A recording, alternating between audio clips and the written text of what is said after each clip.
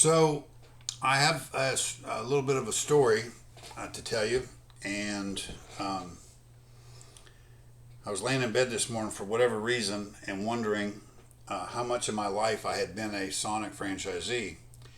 And so I hopped up, as everyone usually does when they have a strange question like that, at 4 o'clock in the morning, and asked um, my local AI, and it said, since the day I was born to the day that we opened, I had been alive 11,521 days.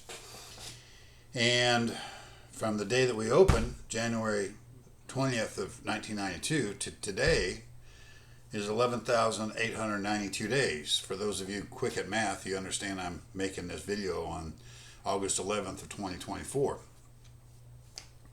So that's more, a little over a year more than the amount of time that I had been alive when we opened. So I looked back on the calendar and I said, well, where was I at 11,520? Where was that changeover where it was now more Sonic than less Sonic? And I tracked it down. It was August 6th of 2023, so a little over a year ago. And I'm thinking about that year, and I think that's the week that John came to me and and we sat down at Old Farm, and he very plainly, as a longtime partner and friend, um, honestly said, "Hey, I'm not happy. I'm I go, that kind of surprised me. I could tell something was bothering him, but and so I said, well, what's got you unhappy? He says, well, we just exercised my buy-in, so now I have a part of Boom, which is new. I'm the only person outside of the family that's been able to buy part of Boom, which is true. And we had options going on in the future that would allow him to continue to buy part of Boom. But um, he realized at some point that there wasn't really a path to where he would ever be able to have a majority ownership. Which I had known that all along. I don't even have a majority ownership. I might have, well, you might call it a controlling ownership, um, but the plan all along was for John to come in. I wasn't gonna, didn't really have any family that was embedded into this thing that really wanted to do what we're doing, and I wasn't gonna turn the company loose to someone just because they felt obligated to do it. John has been training and has been very competent at what he's done. He's won all kind of awards, won us awards. And it made a natural fit. He seemed to really want to do that, so we had a plan set up where he was going to buy some of Boom, and then as I stepped back, then he would slide into that responsibility and become the president and CEO of, or at least president of Boom, and the board would meet regularly, kind of like a regular company works, and I'd be part of the board.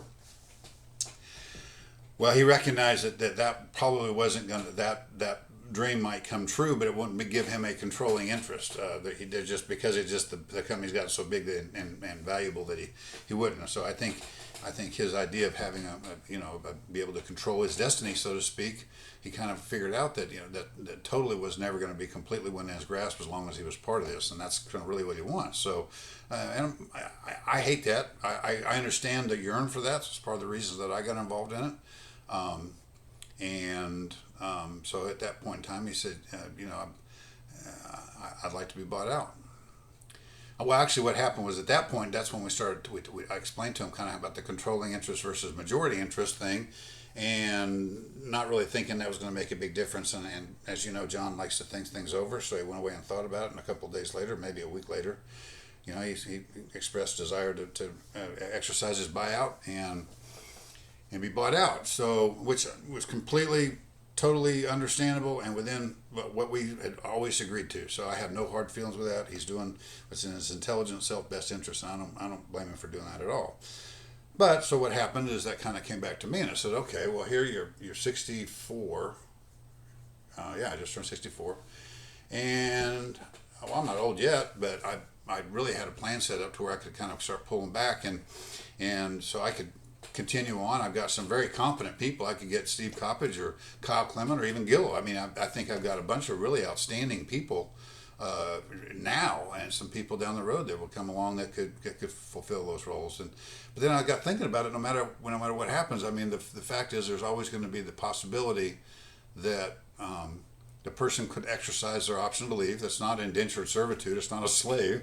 So And at any moment, I might have to, I'd be the guy in the bullpen. They say, bring on the right hander. So Steve, I'm not saying Steve, but that person goes away, and all of a sudden here I'm 80 years old, and I got to come back in, reacquaint myself with the business, and or 85, or who knows, or worse, I die. And anyway, the prospect of staying involved in the operating side of it was not particularly appealing long term for me or the other partners in Boom. I have a responsibility to them as well. So the thought was, well, let's see if we can't go out and find a good operating company, a great operating company that could step in and do what it is that we're doing, and we'll stay involved by owning the real estate and the buildings, so owning the business, or owning the facilities, but let somebody else operate the business, let them buy the business aspect of it. So we started exploring that.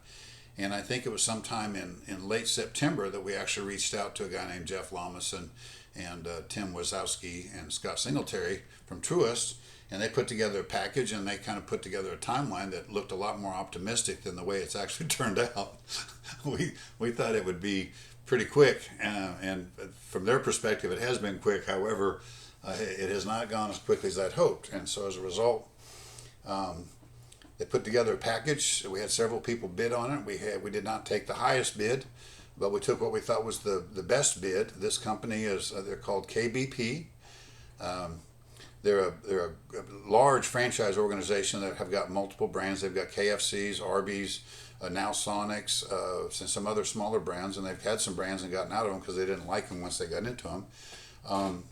Apparently they're around over 30 years, and they've got a couple of guys that were partners early on, and they've continued to grow it. And theirs is more like a large organization, complete with departments and people that are specialized at doing certain things. And they're a big boy company. They got, like I said, they got over 1,000 restaurants. They're a third the size of Sonic. So they've got a real ladder, a teamwork, not teamwork, but a corporate ladder that for those of you that are interested in growing through a company like that, then there's going to be that possibility. We really don't have that here.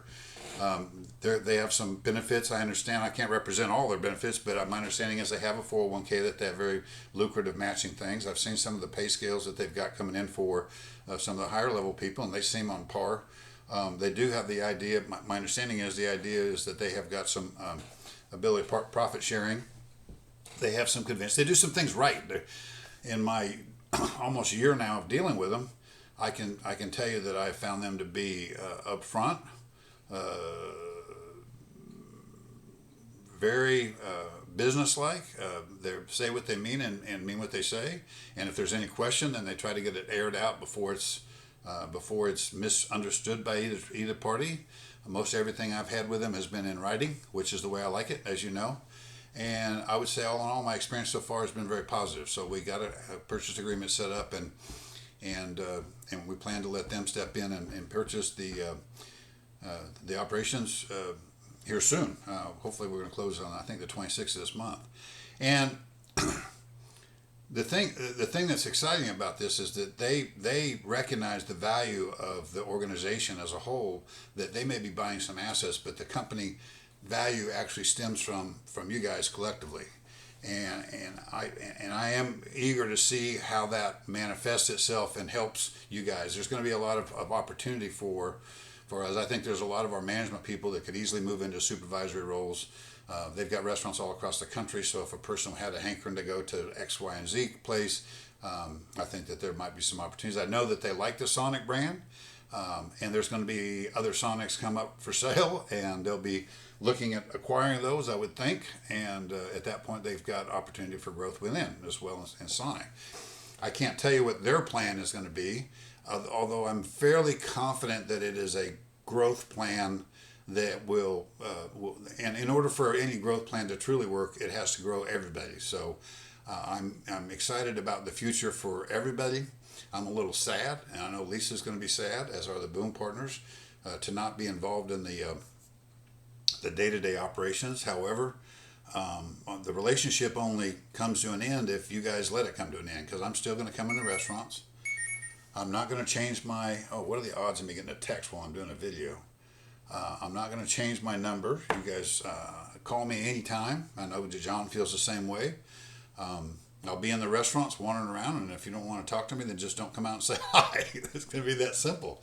I'll get the hint eventually, but don't be surprised if you get a little note that says, "Hey, your garbage doors are still open, or you need to weed your beds," because the fact is that I'm still part of the business, whether you like it or not. Just a silent, not quite so silent, but a silent partner. I think the future is I'm sure most of you are probably a little shocked and a little bit worried right now.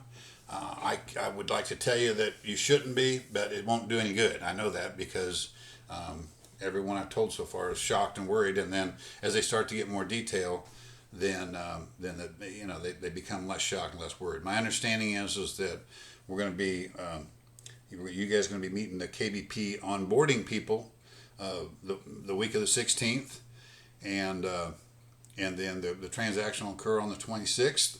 And but most of your questions that you have will be answered that week when they get together with you. I'm not sure who come from KB. I know some of their HR people are, so they can explain exactly the benefits and the 401k and all that kind of stuff. But I'm sure they'll have their pay package ready and everything else. They'll explain to you how the change in employment does. I can tell you from our perspective, there's a list of stuff that we'll go through, but we will finish out the partnership just like the agreement says. We have a signed partnership agreement with most of you. We'll run a P&L through the end of the time that we own them.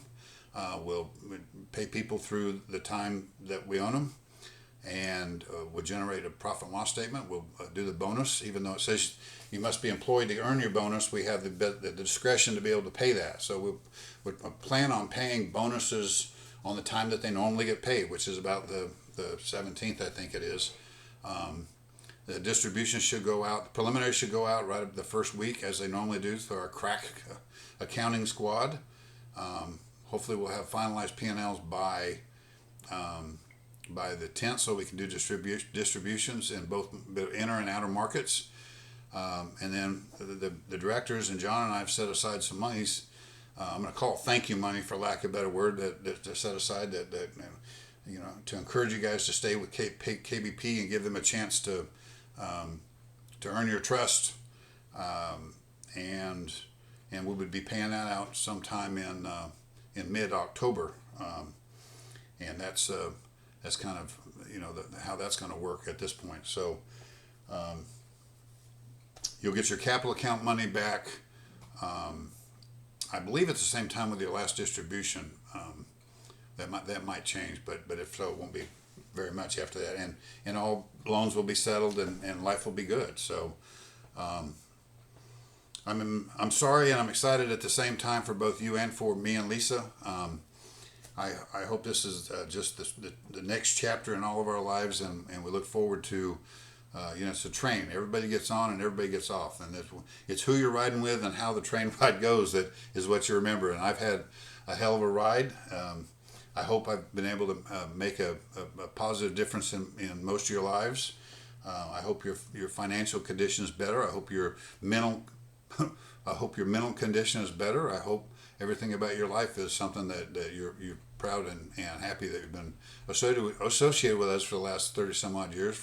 For some of you, I know it has been for me. So signing off for now. You guys all have my number.